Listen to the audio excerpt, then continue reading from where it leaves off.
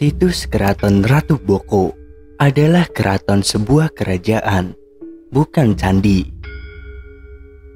Ini terbukti dari arsitektur bangunan keseluruhan yang memiliki pintu gerbang, benteng, kaputren, tempat perabukan jenazah, pendopo, dan paseban.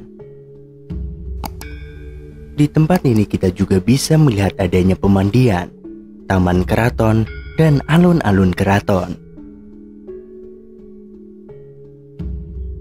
Letak dari Keraton Ratu Boko berada di Jalan Raya Piyungan, Prambanan, kilometer 2, Gatak, Bogoharjo, Kecamatan Prambanan, Kabupaten Sleman, Daerah Istimewa Yogyakarta. Atau sekitar 3 km dari lokasi Candi Prambanan. Menilik sejarah Keraton Ratu Boko tidaklah mudah, karena sampai tahun 2000-an terus berkembang teori soal keraton yang dikaitkan dengan kisah Roro Jonggrang ini. Fahmi Basyah, seorang peneliti matematika Islam, mengatakan bahwa Keraton Ratu Boko adalah bagian yang menjadi kisah Nabi Sulaiman dan Ratu Bilqis. Bahkan di dalam bukunya, Fahmi menjelaskan bahwa Candi Borobudur adalah istana Nabi Sulaiman yang dipindahkan dari Keraton Ratu Boko yang dipercaya sebagai Keraton Ratu Balqis.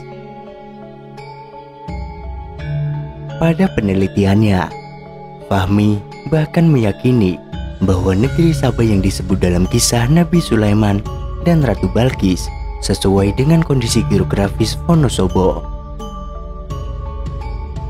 tempat yang bersebelahan dengan Magelang, di mana Candi Borobudur itu berada.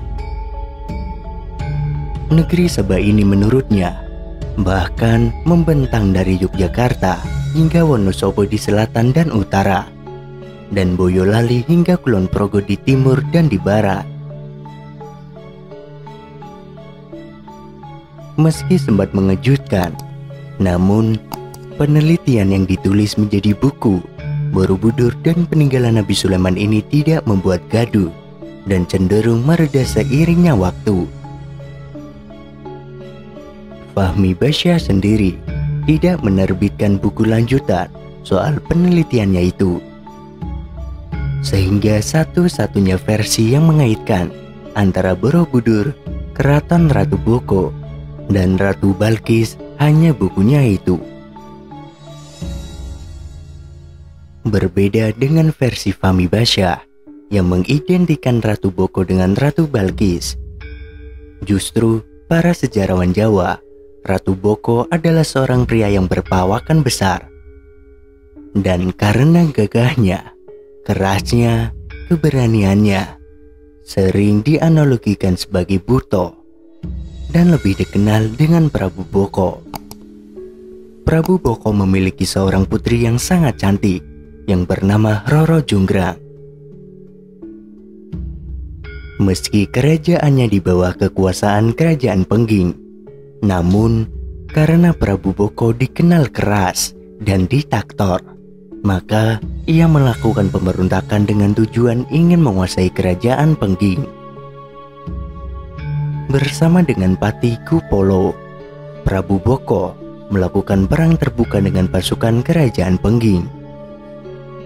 Melihat peperangan yang sudah banyak memakan korban, Raja Pengging, Prabu Damarmoyo, mengutus anaknya, Pangeran Bandung Bondowoso, untuk menumpaskan pemberontakan. Hingga akhirnya tewaslah Prabu Boko dalam peperangan tersebut. Pati Kupolo pun lari kembali ke dalam Keraton Ratu Boko karena dikejar Bandung Bondowoso dan pasukannya. Di istana Ratu Boko, rupanya Bandung Bondowoso jatuh cinta dengan putri Prabu Boko, yaitu Roro Jonggrang, dan berniat untuk mempersuntingnya. Roro Jonggrang kemudian meminta syarat kepada Bandung Bondowoso untuk membangun sumur Jalatunda dan 1000 candi dalam 1 malam. Singkat cerita, setelah tinggal 1 candi lagi, Roro Jonggrang membakar jerami di arah timur dan beberapa orang suruhannya menumbuk padi di Lesung. Hal itu membuat jin yang membantu pembangunan Candi Bandung Bondowoso tunggang langgang karena terangnya alam oleh bakaran jerami dan suara lesung serta kokok ayam tengah malam itu dianggapnya pertanda fajar sudah tiba. Gagallah rencana Bandung Bondowoso mencapai mimpinya mempersunting Ratu Roro Jonggrang. Imbasnya, ia menjadi murka dan mengutuk Roro Jonggrang menjadi bagian dari candi, sehingga Roro Jonggrang mematung menjadi batu.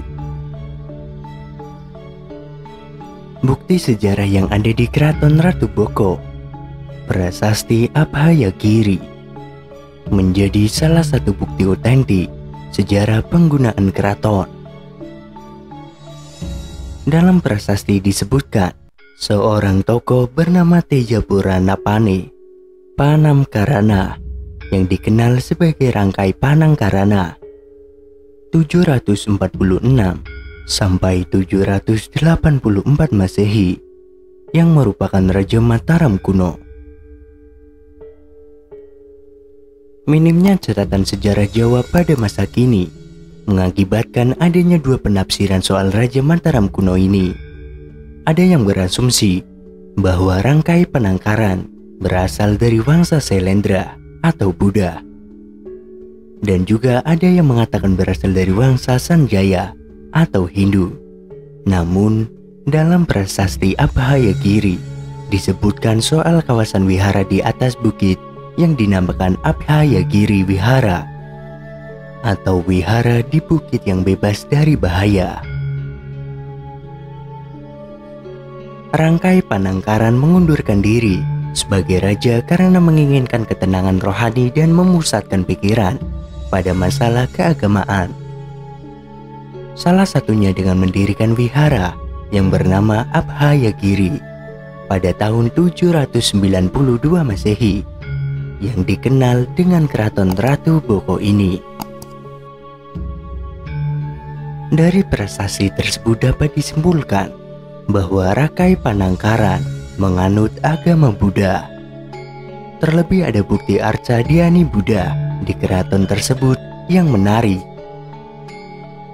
Di keraton ini ditemukan pula unsur-unsur agama Hindu dengan adanya arca Durga, Ganesha, dan Yoni.